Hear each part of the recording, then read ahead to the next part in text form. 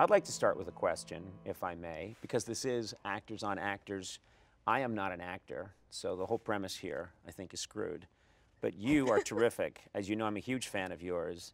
And I'm curious, when did you realize this is something you'd wanted to get involved in? I absorbed a lot of television as a child because my parents immigrated to this country and were very suspicious about letting me go out and do a lot of activities. So I stayed in and watched a lot of TV.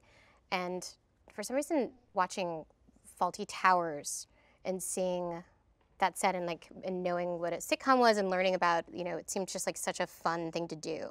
And so I think starting at 6 or 7. Also, wow, that's early, and that is a perfect comedy, Faulty Towers. It's a perfect sitcom. So at least you're studying the good stuff. I think that's another thing too, is when you're watching TV as a kid, you start to weed out what's the good stuff, what's the bad stuff, and then you start to be drawn towards what you want to do. And that was on PBS, so it sort of snuck around my parents that there were these comedy shows.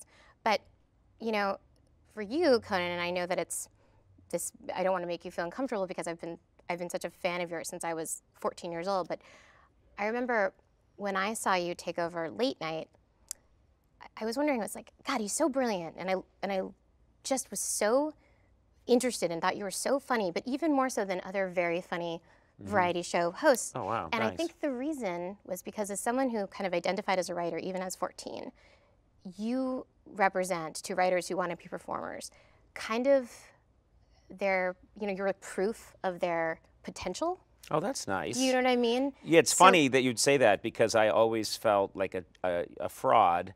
When I was starting out, I just thought, who am I kidding? I can't pull this off. But then I would rely on other people who I knew had started out as writers and then had gone on to great things. I would learn later on that Steve Martin started out as a writer, Woody Allen started out as a writer, and so I would always cling to that, it can be done, but it's nice now. It's really nice for you to say that. But I think what's interesting now is when you're 14, you're watching me and saying, okay, maybe this can be done. Maybe I could do something like this. And now you have to realize the impact you're having on all kinds of people who are saying, they watch you doing your show, and you're not afraid to have your own take on a television comedy and to do it your way, and it works, and people really like it. That's got to be very gratifying to you. It is very nice because I think that there's performers that you admire, and then there's people who you both admire and they inspire you. And I think that that's how you were different, because I really admired you, but you inspired me, which is a big responsibility.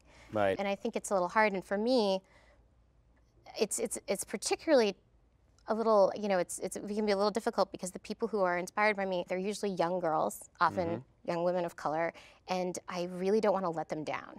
Yes, and but that's great that you have that feeling. I think there are people who don't care.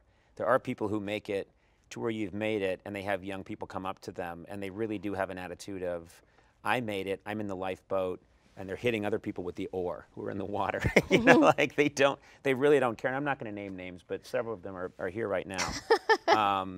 Angela Lansbury, I'll just throw it out there. That woman, enough, Angela, enough. But I have the same feeling when young people come up to me and they say, I like what you do, or it inspired me in some way, you do feel, okay, this is the moment they're getting an actual interaction with me, and I have to make it good. I have to make it, I want it to live up to what they might want it to be.